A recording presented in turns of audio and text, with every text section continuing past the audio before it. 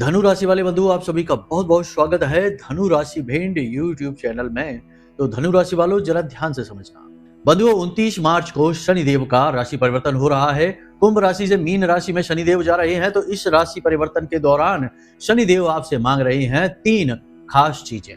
आपकी ये हैं ये 3 चीजें, और शनिदेव बड़े प्रेम से आपसे ये मांग रहे हैं। यदि आपने ये 3 चीजें शनिदेव को दे दी सही समय पर और शनिदेव के मन के अनुसार, तो शनिदेव आपको मनी देव बनकर इतना धन देंगे कि आप संभाल भी नहीं पाएंगे। याद रखना बंधुओं कि पूरे राशि चक्र में 9 ग्रहों की माला में केवल शनि ही एकमात्र ऐसे देवता है जो अटूट संपत्ति दे सकते हैं, इतनी धन दौलत दे सकते हैं कि जिंदगी में आपको कभी भी फिर किसी भी चीज की कीमत देखने की जरूरत नहीं पड़ेगी। आप बाजार में जाएंगे, जो चीज आपको पसंद आ जाएगी आप ले लेंगे। आपको दिमाग में एक बार भी यह नहीं आएगा कि इस चीज की कीमत कितनी है, मेरे पास पैसे हैं कि नहीं हैं, दे पाएंगे कि नहीं दे पाएंगे। पैसे का ख्याल ही दिमाग में आना बंद हो जाएगा। इतनी दौलत यदि कोई दे सकता है तो केवल शनिदेव दे सकते हैं।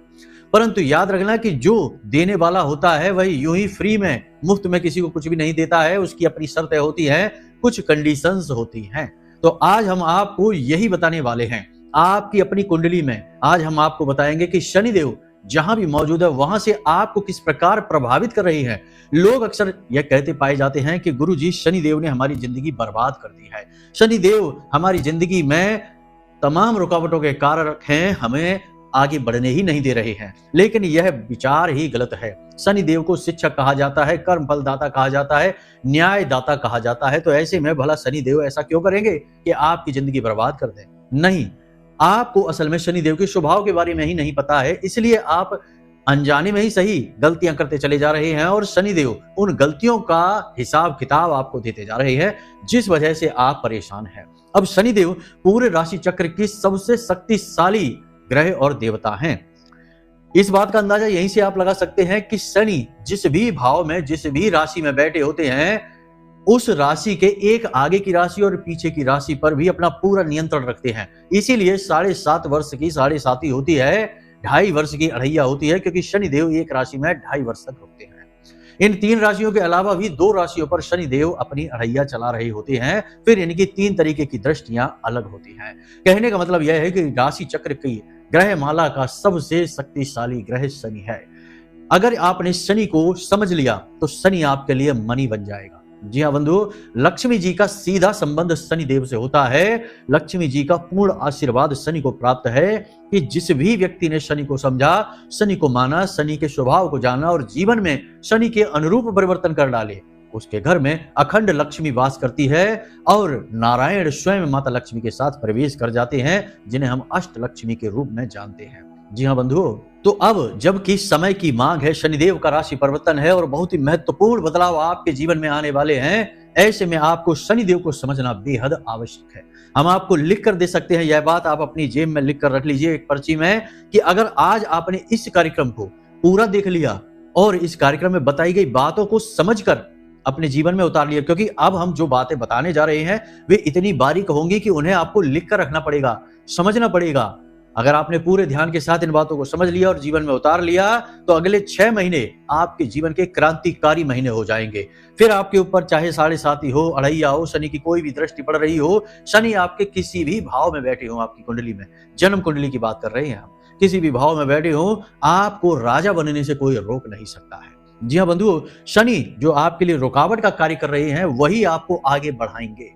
जी हाँ, जिसका काम है कर्म के फल को देना, तो जब आपके कर्म इस प्रकार हो जाएंगे कि आपको करोड़पति बनना ही बनना है, सुख आपको मिलना ही मिलना है, तो शनिदेव अपने आप उसका फल दे देंगे। रोक ही नहीं सकते हैं, किसी भी कीमत पर नहीं रोक सकते, उनका स्वभाव ही नहीं है।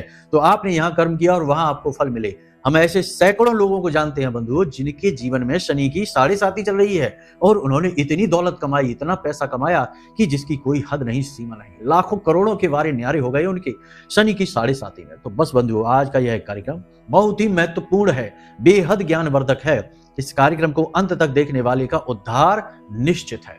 ये बात आप याद रखना हमारी। अंत में आप खुद इस बात को कहेंगे। जी हाँ, क्योंकि हमने जो बातें इस कार्यक्रम में आपको बताई हैं वे बातें मुफ्त में तो आज के समय में कोई किसी को नहीं बताता।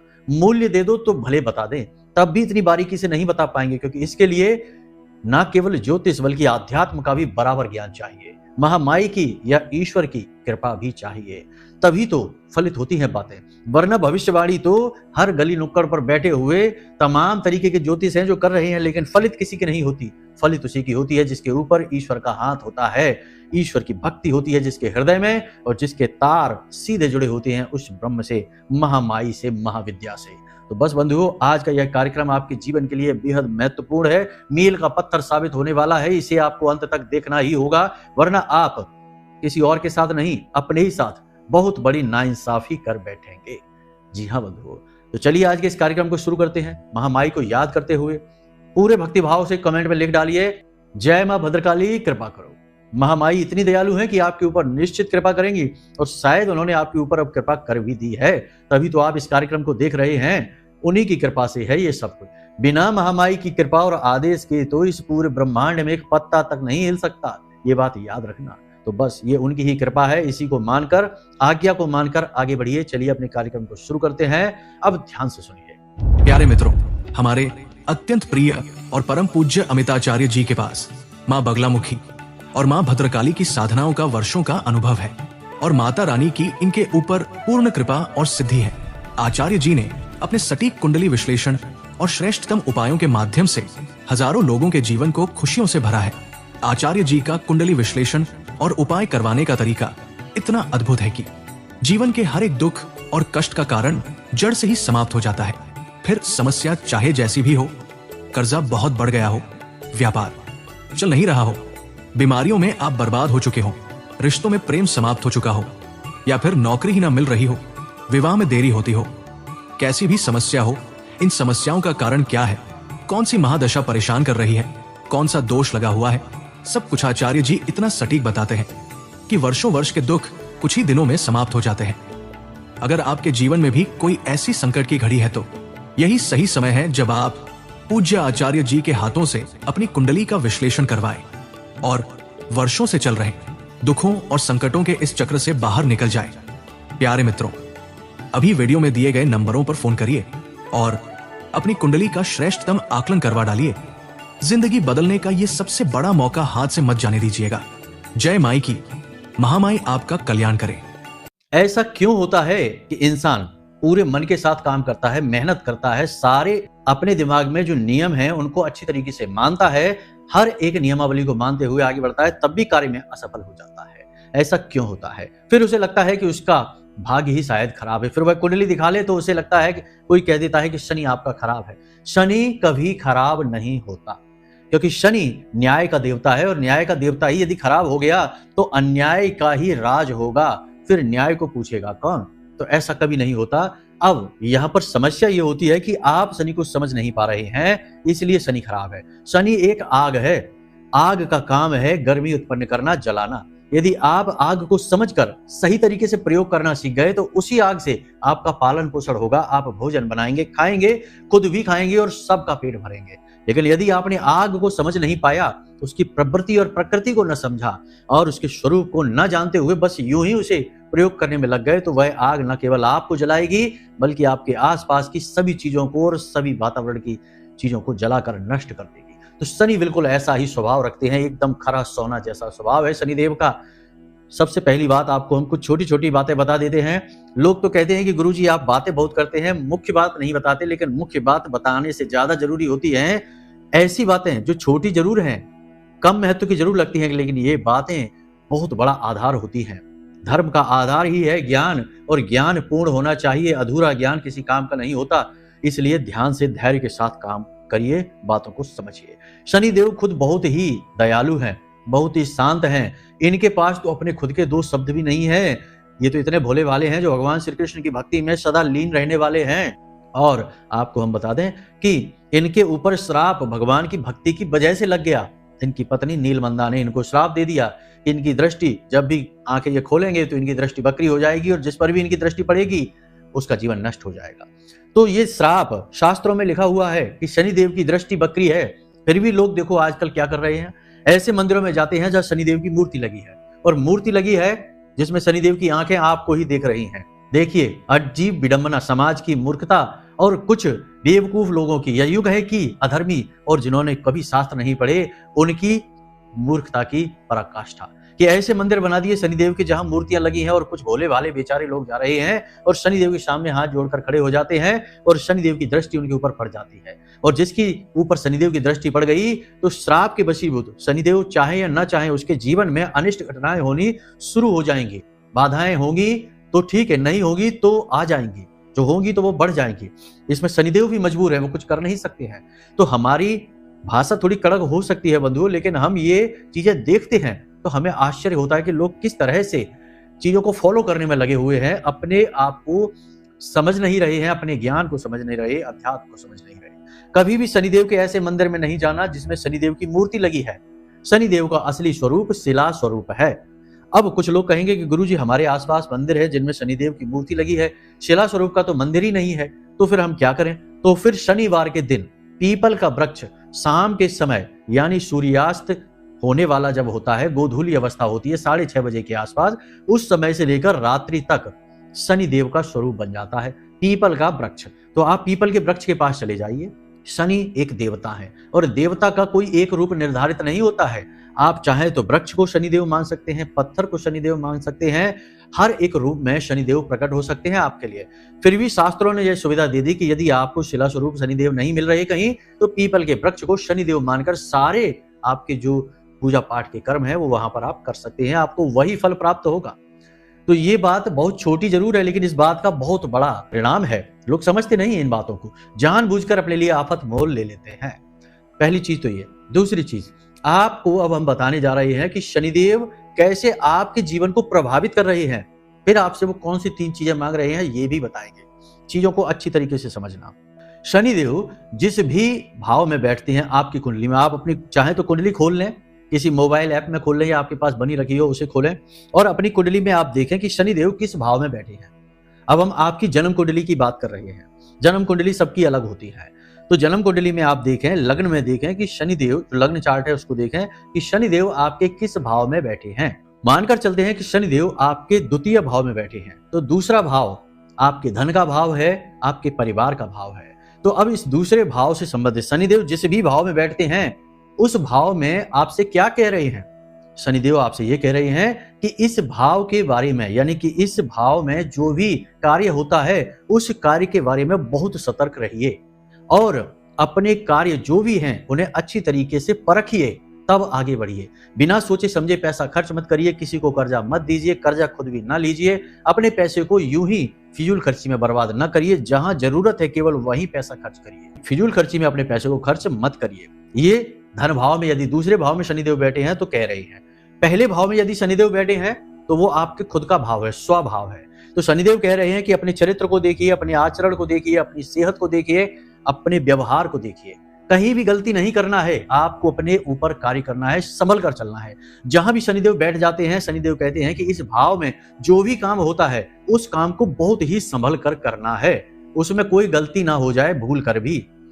परिणामों के बारे में नहीं सोचना है, केवल संभल कर चलना है। ठीक है, अब मानकर चलते हैं 10वें भाव में शनिदेव बैठ जाते हैं, तो ये आपके कर्म का भाव है, यहां से आप मेहनत करके पैसा कमाते हैं। तो आपको अपनी दुकानदारी को देखना है, बिजनेस है, नौकरी है, व्यापार है, देखना है कि किसी को दुख ना पहुंचे, आप ठगी ना करें, आपके हाथों किसी को धोखा ना मिल जाए, धन कमाने के लिए आप कोई गलत कार्य ना कर लें, ऐसे काम आप भूल कर भी ना करें। तो वहां पर बारीकी से नजर रखने के लिए कहते हैं कि सावधान हो जाएंगे। ठीक है, अब शनिदेव की 3 दृष्टियां होती हैं, तीसरी दृष्टि, 7वीं दृष्टि और 10वीं दृष्टि। तीनों दृष्टियों में शनिदेव देखिए आपसे क्या कहते हैं। बड़ा ही खूबसूरत विचार है ज्योतिष का। आपने इस विचार को समझ लिया तो आपका उद्धार निश्चित है। तो शनिदेव क्या कहते हैं, तीसरी दृष्टि जहां भी पड़ रही है, मानकर चलते हैं कि शनिदेव आपके दूसरे भाव में बैठे हैं। अब दूसरे भाव से बैठकर शनिदेव की तीसरी दृष्टि पड़ रही है आपकी कुंडली के चौथे भाव में। चौथा भाव है आपकी मां से जुड़ा हुआ, आपके परिवार से जुड़ा हुआ, आपके धन संपत्ति से, पैतृक संपत्ति से जुड़ा हुआ। तो अब चौथे भाव में यदि शनिदेव की दृष्टि पड़ रही है तो शनिदेव क्या कहते हैं, जब तीसरी दृष्टि शनिदेव की पड़ती है तो शनिदेव कहते हैं कि आपको इस भाव से जुड़ा काम जो भी है उस काम के बारे में अभी बहुत कुछ सीखना है, आप उस चीज में अनाड़ी हैं। ठीक है, समझ में आ रही है आपको बातें? यानी कि आपको अपनी माँ का सम्मान करना है, परिवार का सम्मान करना है और पैतृक संपत्ति को संभालना है, प्रॉपर्टी को संभालना है। अभी आपको बहुत कुछ सीखना है, यानी यहाँ पर आपको अनुभव की आवश्यकता है। तो अनुभवी की संगत में आइए, शुभ चिंतकों की संगत में आइए और उनकी सलाह मशवरा से ही इस भाव से जुड़ा हुआ कोई भी कार्य आप करिए। ठीक है, यानी ये सीखने का भाव है। यहाँ पर शनिदेव कह रहे हैं कि सीखिए। यदि यहाँ पर आप जल्दबाजी में कार्य करेंगे, मनमर्जी से कार्य करेंगे, अपनी मनमानी करेंगे, अनुभवी लोगों की सलाह नहीं मानेंगे तो आपको चोट लग जाएगी। आपकी नीयत कितनी ही अच्छी हो, कोई फर्क नहीं पड़ता है। ठीक है, तो ये तीसरी दृष्टि का भाव हो गया। अब सातवीं दृष्टि, मानकर चलते हैं शनिदेव बैठे हैं आपके प्रथम भाव में, तो सातवीं दृष्टि पड़ रही है विवाह के भाव में। विवाह के भाव में हार्ड वर्क, मेहनत, यही भाव होता है आपके पार्टनरशिप का। छोटे मोटे रोजगार व्यवसाय, जैसे दुकान है कोई छोटी मोटी है इसका, तो ये यहाँ पर कठोर परिश्रम के बारे में शनिदेव कह रहे हैं कि यहाँ पे आप मेहनत करिए, बहुत मेहनत करिए, हार्ड वर्क करिए। ठीक है, मानकर चलते हैं कि शनिदेव अष्टम भाव में सातवीं दृष्टि डाल रहे हैं आपके। अगर दूसरे भाव में शनिदेव बैठे हैं तो तीसरी दृष्टि चौथे भाव में जाएगी और सातवीं दृष्टि इनकी अष्टम भाव में जाएगी। तो अष्टम भाव आपकी आयु का भाव है, मृत्यु का भाव है। शनिदेव यहाँ पर कह रहे हैं कि वाहन संभल कर चलाइए, किसी से झगड़ा मत करिए। मृत्यु से मतलब है मृत्यु तुल्य कष्ट, मृत्यु नहीं, मृत्यु के समान कष्ट प्राप्त हो सकते हैं, तो लापरवाही नहीं करना है। आचार व्यवहार को नियंत्रित रखिए, जानबूझकर किसी से पंगे मत लीजिए, वाहन उल्टा सीधा मत चलाइए, बिना मतलब में किसी से उलझिए नहीं और अपने स्वास्थ्य का, सेहत का विशेष ख्याल रखिए। गलत कार्य न करिए, योग प्राणायाम अध्यात्म से जुड़ जाइए। ठीक है, अब यहां से शनिदेव की 10वीं दृष्टि पड़ रही है। कहां? 10वीं दृष्टि पड़ रही है आपके 11वें भाव में। ठीक है, ध्यान से समझते चल रहे हैं। हमने माना है कि शनिदेव दूसरे भाव में बैठे हैं, वहां से इनकी दृष्टियां गिनिए। तीसरी दृष्टि इनकी पड़ रही है आपके चौथे भाव में, सातवीं दृष्टि इनकी पड़ रही है आपके अष्टम भाव में और 10वीं दृष्टि पड़ रही है आपकी कुंडली के 11वें भाव में। 11वां भाव है आपकी आय का, इनकम का। तो आप आय, इनकम कहां से ला रहे हैं, किस प्रकार से ला रहे हैं? ये जो भाव है ये निस्वार्थ सेवा का भाव है। यानी कि जो 10वीं दृष्टि है शनिदेव की, वह निस्वार्थ सेवा की दृष्टि है। यहां पर आपको क्या करना है, मानकर चलते हैं कि 11वां भाव है आपकी आय का भाव, इनकम का भाव है। तो इस भाव में शनिदेव चाहते हैं कि आप निस्वार्थ भाव से मेहनत करिए। आप पैसा कमाने के लिए जो भी कार्य करते हैं, पैसे के बारे में सोचकर न करिए, अपने काम पर ध्यान दीजिए, अपनी क्वालिटी को सुधारिए, अपने ऊपर मेहनत करिए, अपने अंदर इतना हुनर, इतना टैलेंट पैदा कर लीजिए कि पैसा खुद ही अपने आप आपके पीछे पीछे चलकर आएगा। अब पैसे के बारे में विचार करते करते यदि आप काम करेंगे तो हो सकता है कि आपका अपने काम से ध्यान हट जाए और पैसे की गिनती पर ध्यान चला जाए कि आज कम पैसे आए, आज ज्यादा पैसे आए, इनका क्या करें, कैसे करें। ये नहीं सोचना है आपको, निस्वार्थ भाव से सेवा करनी है। तो आपको यहाँ पर मेहनत करनी है, लेकिन परिश्रम परिणाम को ध्यान में रखकर नहीं, अपनी क्वालिटी को सुधारने के लिए करना है। समझ में आ रही हैं आपको बातें? हमने यहाँ पर आपको बताई हैं, इनको सारांश कर देते हैं, मूल कर देते हैं इनका, कि शनिदेव आपकी कुंडली के जिस भी भाव में बैठे हैं, 1 से लेकर 12 तक जिस भी भाव में बैठे हैं, उस भाव के बारे में आपसे कहते हैं कि आप सावधान रहिए, अलर्ट रहिए, सतर्क रहिए, वरना आपको धोखा मिल सकता है। ठीक है, फिर इनकी तीसरी दृष्टि जिस भी भाव में पड़ती है, उसके बारे में शनिदेव कह रहे हैं कि इस भाव के बारे में अभी आपको बहुत कुछ सीखना है, तो सलाह लेते रहिए, अनुभवियों की सलाह, माता पिता की सलाह लेते रहिए। सप्तम दृष्टि जिस भी भाव में पड़ती है, शनिदेव कहते हैं यहाँ आपको बहुत मेहनत करनी है, हार्ड वर्क बहुत ज्यादा करना है सफलता प्राप्त करने के लिए। फिर शनिदेव की जो 10वीं दृष्टि यानी 10वीं दृष्टि जिस भाव में पड़ रही है, वहां निस्वार्थ सेवा करिए, यानी कि जहां बैठे हैं वहां से संभल कर रहिए, अलर्ट रहिए। तीसरी दृष्टि में आप कुछ सीखिए, उसके बाद 7वीं दृष्टि में आप हार्ड वर्क करिए और 10वीं दृष्टि में निस्वार्थ भाव से कार्य करिए। फिर देखिए कैसे शनिदेव आपको देना शुरू करते हैं, इतना धन देंगे जिसकी कोई सीमा नहीं है। अब छोटे छोटे से कुछ कार्य हैं, हम आपको बता देते हैं, उपाय, क्रियाएं, इन्हें आप जरूर ध्यान रखिए। शनिवार के दिन आपको ये 2 कार्य हमेशा करने हैं, हमेशा। ठीक है, इन्हें आप नियम बना लीजिए, बहुत ही सरल कार्य हैं आपको करने। हाँ, अब ऐसा होगा कि महीने में 1 आध शनिवार आप मिस कर सकते हैं ये 2 कार्य, लेकिन कोशिश करिए कि महीने में कम से कम 2 से 3 शनिवार तो हो ही जाए। तो आपको क्या करना है, किसी भी शिव जी के मंदिर में या हनुमान जी के मंदिर में आप इस कार्य को करें। थोड़ा सा सरसों का तेल लें, ठीक है, सरसों का तेल लें और स्टील का बर्तन लें, लोहे का बर्तन लें, किसी और धातु का नहीं। स्टील और लोहा जो है वह शनिदेव का सूचक है। तो आपको सरसों का तेल लेना है उस बर्तन में और उसे लेकर आप मंदिर में जाइए और मंदिर में जाकर आपको उस बर्तन में अपनी छाया देखनी है, अक्स अपना देखना है और उस तेल को उस मंदिर में दान कर दीजिए। ठीक है, पात्र को दान नहीं करना है, केवल तेल को दान कर देना है। पहली चीज तो यह है। दूसरी चीज कि दूध से हलवा बनाइए, दूध से हलवा, किसी भी चीज का हलवा बना लीजिए, बस उसमें दूध डला होना चाहिए पानी की जगह। दूध से बना हुआ हलवा एक कटोरी मंदिर में जाकर दान कर दीजिए। हर शनिवार इस कार्य को आप करिए।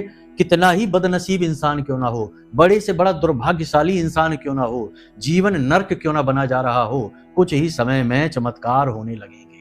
शनिदेव खुद लाकर आपकी सफलता आपके हाथों में पकड़ा देंगे। इन कार्यों को जो भी व्यक्ति ईमानदारी से, मेहनत के साथ, नियमबद्ध तरीके से करेगा। ठीक है, ये सारी बातें आपने समझ ली। यहां पर आपकी कुंडली के बारे में हमने बताया, 2 बहुत ही शक्तिशाली क्रियाओं के बारे में हमने आपको बताया। अब बात करते हैं कि शनिदेव आपसे क्या मांग रहे हैं। देखिए बंधुओं, इस दुनिया की सच्चाई क्या है। सब जो पूजा पाठ, कर्म कांड हैं या जो भी व्रत उपवास हैं, साधनाएं हैं, सब अपनी जगह, लेकिन आपके आचरण, आपका व्यवहार, आपकी नियत अपनी जगह। अगर आपके आचरण, आपके व्यवहार, आपकी नियत खराब है तो आप चाहे कितनी ही पूजा पाठ साधना करिए, चाहे आप कितने ही दीपक जलाइए, कितना भी दान करिए, कोई भी फल आपको प्राप्त नहीं हो पाएगा। तो सबसे बड़ी चीज है कि शनिदेव आपसे क्या मांग रहे हैं। 3 चीजें मांग रहे हैं, ध्यान से समझिए। पहली चीज है अनुशासन। शनिदेव को अनुशासन में रहने वाले लोग बहुत अधिक प्रिय होते हैं। तो शनिदेव आपसे अनुशासन मांग रहे हैं, यानी कि आपको हर कार्य अपना अनुशासन में करना है, डिसिप्लिन में करना है। अब डिसिप्लिन क्या है? केवल सुबह जल्दी सोकर जाग जाना, शाम को या रात को सही समय पर सो जाना, सही समय से भोजन कर लेना, ये सब डिसिप्लिन है, अनुशासन है। लेकिन इतने ही अनुशासन से काम नहीं चलेगा। अनुशासन है आपके काम के विषय में। आपका जो काम है उसे आप सबसे अधिक प्राथमिकता दीजिए। पार्टीबाजी न करिए, इधर उधर न घूमिए, गप्पे न हाँकिए, अपना समय खराब न करिए। अपने काम को छोड़कर गप्पे हाँक रहे हैं। बहुत सारे लोगों को हमने देखा कि बैठकर पत्ते खेल रहे हैं और उनका काम पड़ा हुआ है, काम छोड़कर टाइम पास में लगे हुए हैं, इधर की उधर की गप्पे हाँकने में घंटों बर्बाद किए दे रहे हैं, फिर अपने जो जरूरी कार्य हैं उसे करने में जल्दबाजी मचा रहे हैं। तो ऐसा नहीं करना है। अपने काम को नियत समय पर, सही समय पर पूर्ण कर लेना श्रेष्ठ अनुशासन है।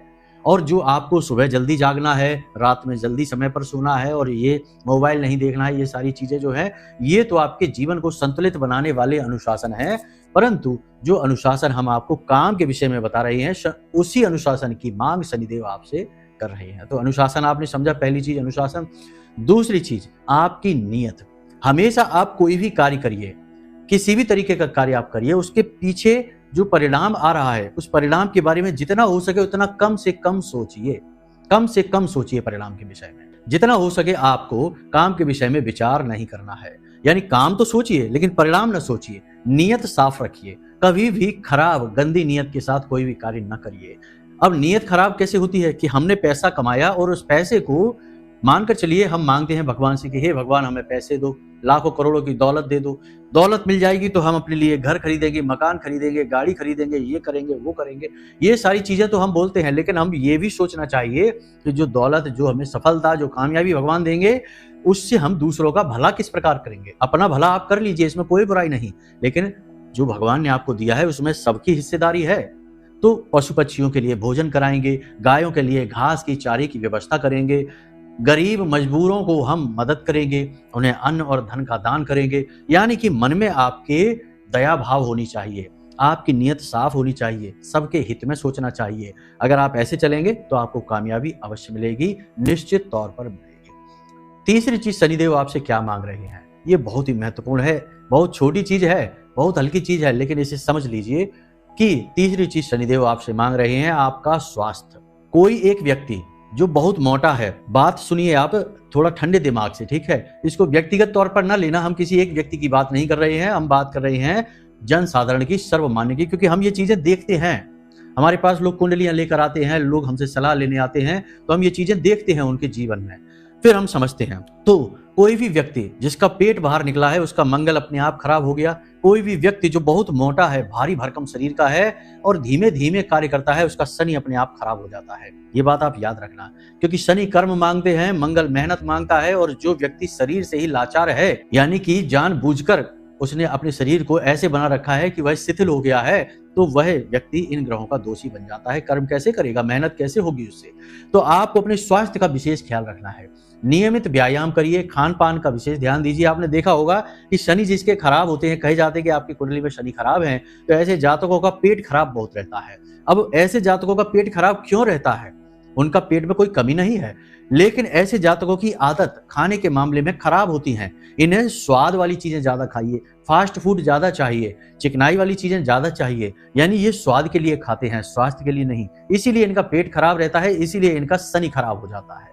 आपको समझ में आ रही है, सारी बातें जुड़ी हुई हैं। तो शनिदेव कहते हैं कि आप स्वास्थ्य के बारे में सोचिए, सेहतमंद चीजें खाइए, व्यायाम करिए और फिट रहिए, क्योंकि फिट रहेंगे तभी तो मेहनत कर पाएंगे। बीमार शरीर के साथ भला कौन सी उपलब्धि हासिल की जा सकती है? एक बीमार शरीर तो भगवान को भी प्राप्त नहीं कर सकता। इसलिए स्वास्थ्य सबसे पहला सुख कहा गया है। पहला सुख है निर्मल काया। तो ये शनिदेव भी आपसे कह रहे हैं। तो अब से आप नियम बनाइए, अपनी कुंडली को देखिए। पहले तो हमने आपको बताया शनि की क्या पोजीशन है, उसके अनुसार शनिदेव आपसे क्या मांग कर रहे हैं आपको पहले ही पता लग जाएगा। फिर ये 3 बातें, अब शनिदेव का जो गोचर हो रहा है, इसके बाद आप मन में ठान लीजिए कि आप अपने जीवन में ये 3 आचरण अवश्य लेकर आएंगे। बाकी शनिदेव के जुड़े हुए जो विचार है वो हमने आपको बता ही दिए हैं। एक छोटी सी बात आपको हम और बता दें, इसे आप अपने दिमाग में रखिए और आपको निश्चित कामयाबी मिलेगी। छोटी सी बात यह है कि आप अपनी हथेली पर हरे रंग के पेन से एक छोटा सा निशान अवश्य बनाकर रखिए। छोटा सा निशान क्यों है? छोटा सा निशान है, ध्यान से समझिए, इन्फिनिटी का, यानी 8 का। आपने अंग्रेजी के 8 देखे हैं किस प्रकार होते हैं? ये 8 जो है यह शनिदेव का अंक होता है और यह इन्फिनिटी अनंत का अंक होता है। हथेली पर, दाहिनी हथेली पर इसे आप अवश्य बनाकर रखिए, छोटा सा 8। लेकिन काले रंग से नहीं बनाना, काला रंग राहु का भी है, शनि का भी है। हरे रंग से बनाना, हरा रंग बुध का रंग होता है और बुध क्या है? जीवन में धन आकर्षण का कारक बनता है। तो बुध से आप शनि का साइन बनाना, इन्फिनिटी का साइन बना लेना। देखने वाले को यह 8 लगेगा, लेकिन आपको इसे 8 की तरह नहीं देखना है, आपको इसे देखना है अनंत की तरह। और आप इस हाथ से जो भी काम करेंगे, धन देंगे, किसी की मदद करेंगे, कोई भी कार्य करेंगे, सारे कार्य आपके सफल होते चले जाएंगे। लेकिन फिर से एक यही बात हम कहेंगे कि सारी चीजें एक तरफ, आचरण एक तरफ। आपको अपने आचरण पर तो कार्य करना ही पड़ेगा। बिना आचरण पर कार्य किए आप चाहें कि आपको कामयाबी मिल जाए, हर ग्रह देवी देवता आपकी मदद करने के लिए आगे आ जाए, संभव नहीं है। इस बात को ध्यान से समझ लेना। तो बस सारी बातें हमने आपको स्पष्ट बता दी हैं। बाकी भगवान की भक्ति करिए, पूजा पाठ करिए, सत्कर्म करिए। जुआ, शराब, सट्टेबाजी, अनैतिक कार्य, व्यभिचार और मांसाहार भूल कर भी मत करिए, वरना बर्बादी तय है, कोई रोक नहीं सकता है। बाकी हमेशा खुश रहिए। जो भी चीज आपके पास है उसके लिए ईश्वर को, भगवान को धन्यवाद देते रहिए। जी हाँ बंधु, तो चलिए आज के इस कार्यक्रम को यहीं विराम देते हैं। कोई भी प्रश्न यदि मन में उठे या अपनी कुंडली का विश्लेषण कराना चाहते हैं हमारे द्वारा, तो नंबर वीडियो में दिए गए हैं, इन नंबरों पर फोन करिए, सारी जानकारी ले लीजिए। नवरात्रि आने वाले हैं, महामाई आप सभी का कल्याण करें। हमेशा प्रेम से रहिए, मुस्कुराते रहिए और महामाई को धन्यवाद देते रहिए। जय माई की। महामाई आपका कल्याण करें। धन्यवाद। हमारे प्रिय और परम पूज्य आचार्य जी ने अपनी साधनाओं के अनुभवों पर आधारित शक्तिशाली उपाय और क्रियाओं के माध्यम से हजारों लोगों के जीवन को पूरी तरह से बदला है। आचार्य जी के द्वारा बताया गया हर एक उपाय इतना सटीक और कारगर होता है कि जो भी इसे पूरे भाव के साथ कर लेता है, उसे साक्षात महामाई की कृपा और आशीर्वाद प्राप्त हो जाती है। इसलिए निसंकोच इन उपायों को पूरे भाव के साथ करिए, आपका कल्याण होगा। जय माई की।